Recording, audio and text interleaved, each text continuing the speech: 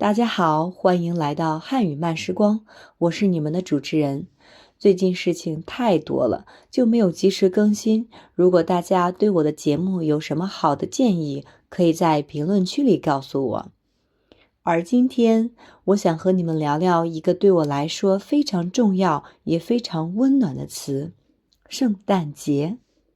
但我保证，这绝对不是你们想象中的那种圣诞节科普节目。我们不背单词，不讲冷知识，我们要聊天，讲故事，讲情绪，讲文化之间的那些奇怪、搞笑、温暖的小碰撞。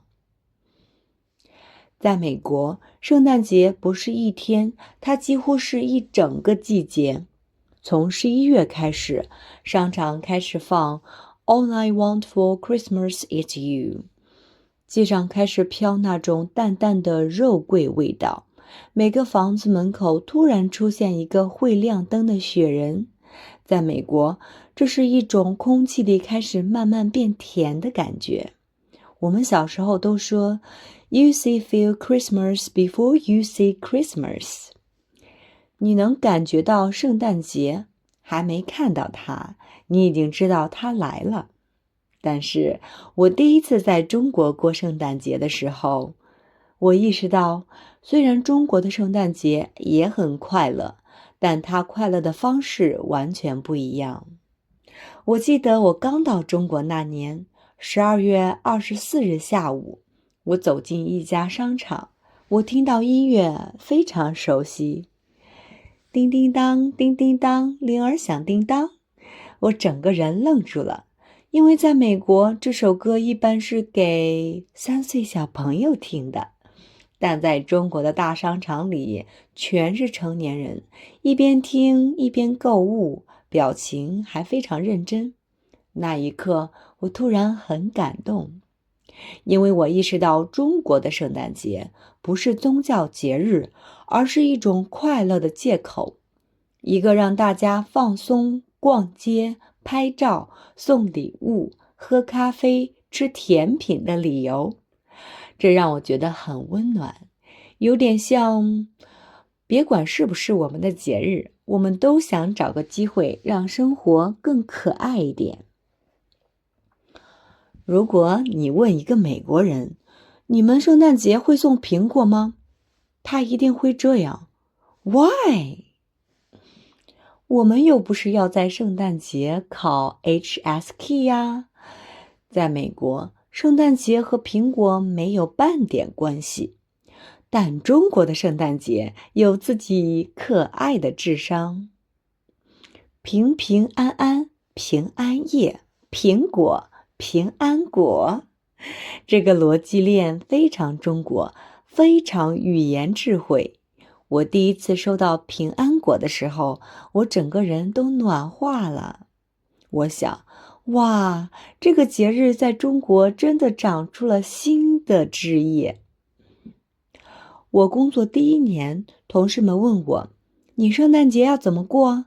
我以为他们会说去教堂或者吃火鸡，结果他们说，我们晚上去 KTV 啊，要不要一起？我愣住了3秒。美国人圣诞节基本不会去 KTV， 但当晚我真的去了。那天晚上，有人唱朋友，有人唱你怎么连话都说不清楚，有人唱童话。然后我坐在那儿喝奶茶，看着屏幕上的圣诞树动画，突然觉得这可能是我人生第一次中式圣诞节。它不宗教，不严肃，不传统，但很开心，很放松。我第一次明白了，节日是什么不重要，重要的是你和谁一起过。在美国或者其他国家，圣诞节有宗教，有历史，有固定的家庭文化，但在中国，它变成了一种城市文化。年轻人自拍拍得最好的一天，商场1年中装饰最璀璨的一天，蛋糕店销售特别好的一天，也是大家随便找个理由吃好吃的一天。我看着看着，突然觉得这其实是一种文化流动的魅力。文化到了别的地方，不会复制粘贴，它会重新发芽，长出新的样子。说实话，在中国生活久了之后，我慢慢发现，圣诞节在这里并不是一个你必须相信什么的节日，而是一个你可以随便怎么过的节日。这种感觉对一个美国人来说，其实挺新鲜的。在美国，圣诞节是有标准答案的。你应该回家，你应该和家人在一起，你应该吃固定的食物，你应该表现得很感恩、很团聚、很有节日感。如果你在圣诞节说一句“我一个人过”，别人会用一种非常担心的眼神看着你，好像你刚刚失去了什么重要的东西。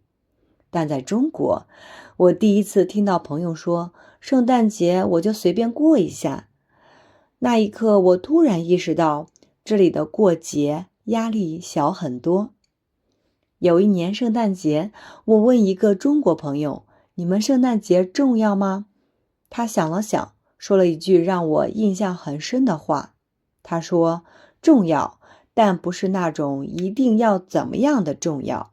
我当时愣了一下，后来发现这句话特别中国，重要，但不强迫，开心，但不规定形式。那年圣诞节，我没有回美国，也没有什么特别的安排。白天照常上班，晚上和几个朋友在一家不太起眼的小餐馆吃饭。店里没有圣诞装饰，老板甚至不知道今天是平安夜。我们点了几道家常菜，聊工作，聊生活，聊最近的烦恼。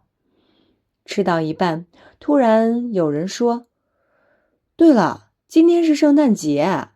大家一起笑了。那种感觉很奇妙，不是盛大，不是仪式感满满，而是一种，原来今天也可以是一个被记住的普通日子。慢慢的，我开始理解为什么圣诞节在中国会变成现在这个样子。它没有背负太多历史，也没有强烈的宗教意义，所以它可以很轻、很自由、很年轻。我特别喜欢在中国城市里看圣诞节的样子。商场里会有一棵特别夸张的圣诞树，高的不像是给人用的，更像是给手机拍照用的。树下面一定站满了年轻人，大家轮流拍照，表情非常认真。有时候我站在旁边，看他们找角度、调滤镜，重新拍3遍，心里会想，这可能就是中国式的节日仪式感。在美国，仪式感来自家庭，来自传统；在中国，仪式感来自参与感。你不需要懂圣诞节的历史，你只要走进这个氛围里，就算过节了。还有一个让我觉得特别有意思的地方，在美国，圣诞节是回家的节日；在中国，圣诞节更像是出来的节日，出来逛街，出来吃饭，出来见朋友，出来拍照。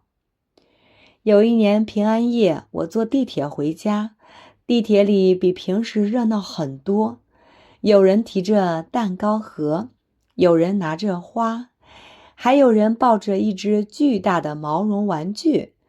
我突然意识到，这个节日在中国变成了一个表达情绪的窗口。你可以借这个节日说一句平时不好意思说的话，送一份平时没有理由送的礼物，或者只是单纯的让自己开心一点。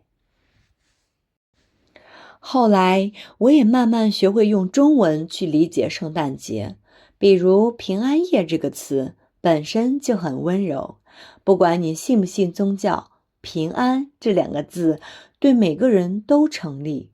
还有圣诞快乐，它不像新年快乐那样隆重，更像一句轻轻的祝福。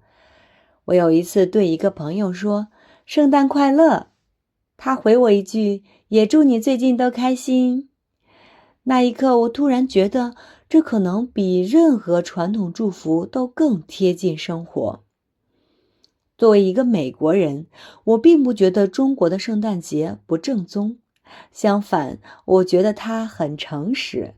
它不假装自己是别的文化，它只是说，我觉得这个节日挺好看的，也挺快乐的，那我就留下来用一用。这对学中文的人来说，其实也是一件好事，因为你会发现，语言不是活在书里的。语言活在商场的灯光里，活在朋友的聊天里，活在一句随口说出来的圣诞快乐里。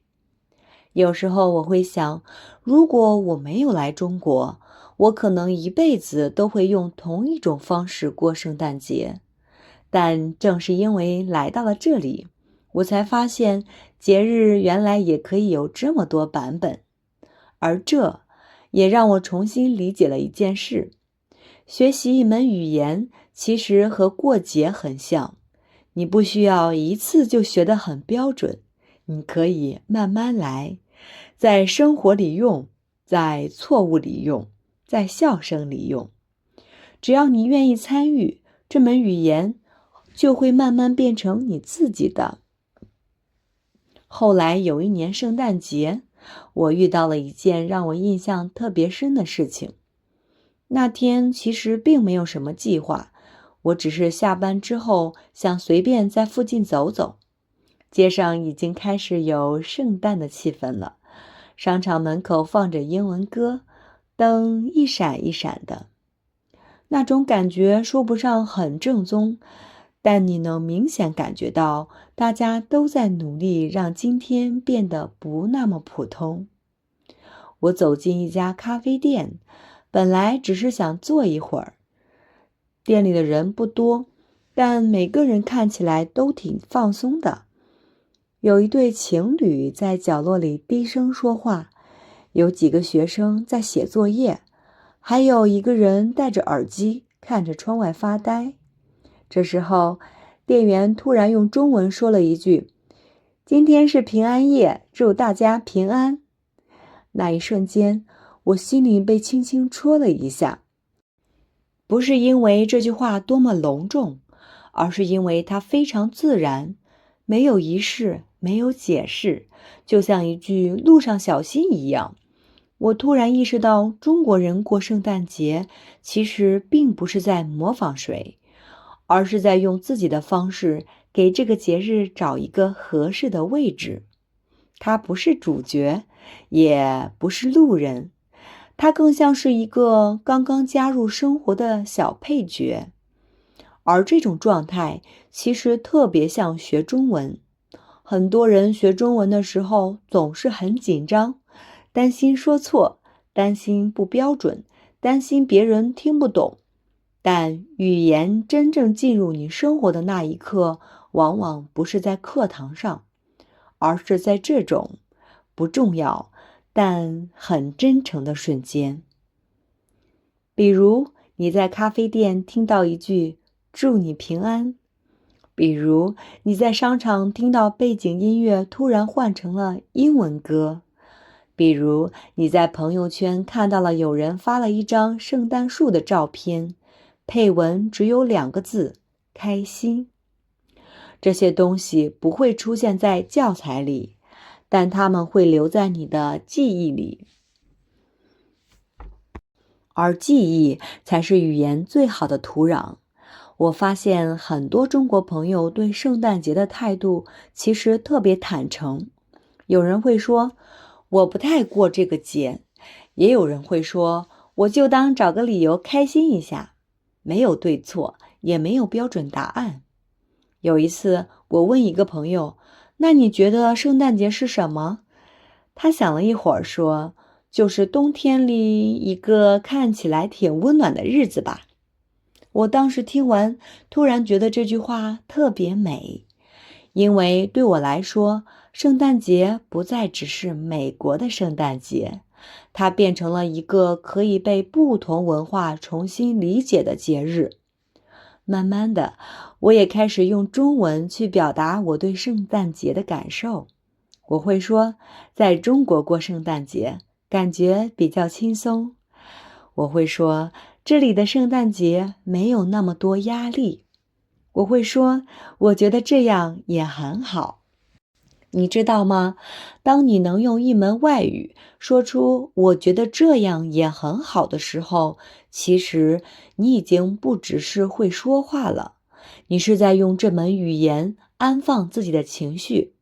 后来，我把这些经历讲给学中文的朋友听，我跟他们说，你不需要等到中文很好了才开始用，你可以从节日开始，从一杯咖啡开始，从一句简单的祝福开始，比如圣诞快乐，比如祝你平安，比如今天感觉还不错。这些话很简单，但它们是真实生活里会被用到的中文。很多人问我，怎么才能在生活中学好中文？我的答案其实一直没变。你要让中文出现在你的生活里，而不只是出现在你的笔记本里。让它出现在节日里，出现在街上，出现在你开心、放松、不紧张的时候。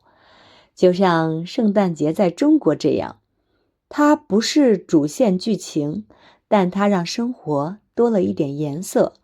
当你开始用中文记录这些小小的瞬间，语言就不再是任务，而是一种陪伴。后来，我发现自己对圣诞节的期待也慢慢变了。以前在美国的时候，圣诞节是一件必须要很开心的事情。你要准备礼物，要安排聚会，要见很多人。如果你不开心，好像还会有一点愧疚。可是在中国过圣诞节，这种压力突然消失了。你可以选择过，也可以选择不过。你可以只是听到一首歌，看到一棵树，或者在朋友圈里点一个赞。没有人要求你一定要参与，但你又能清晰地感受到这个节日正在轻轻地存在着。慢慢的，我开始意识到，这其实和我学中文的过程非常像。刚开始学中文的时候，我也总觉得自己应该更努力一点，应该多背单词，应该说得更标准，应该进步得更快。可真正让我开始用中文的，从来不是那些最用力的时候，而是这些很轻、很慢、很生活的瞬间。比如在咖啡店听到一句祝你平安，比如在路上听到有人讨论今晚要不要出去吃饭，比如在节日里用中文说一句今天感觉挺好的。语言就是在这些时刻一点一点进入你的生活的。所以现在如果有人问我，你觉得在生活中学中文最重要的是什么？我会说，不是速度，不是完美，而是你愿不愿意把中文放进你的日常，放进你的一天里，放进你的一顿饭里，放进你走在街上发呆放松的那些时刻里。圣诞节在中国并不是一个主角，但它让冬天多了一点温度。中文在你的生活里也不一定要是主角，但它会在某些时候陪着你，让你觉得没那么孤单。这也是为什么我会把频道叫做汉语慢时光，因为学语言这个事真的不需要着急，你可以慢慢来，慢慢听，慢慢说，慢慢感受。就像这个圣诞节，不一定要盛大，但一定要真实。如果你现在正在学中文，或者正在用中文生活，我希望你记住一件事，你不需要等到学好了才开始享受中文，你可以从现在开始用中文记录你的生活，哪怕只是一句话，哪怕只是一个小瞬间，那都是属于你的。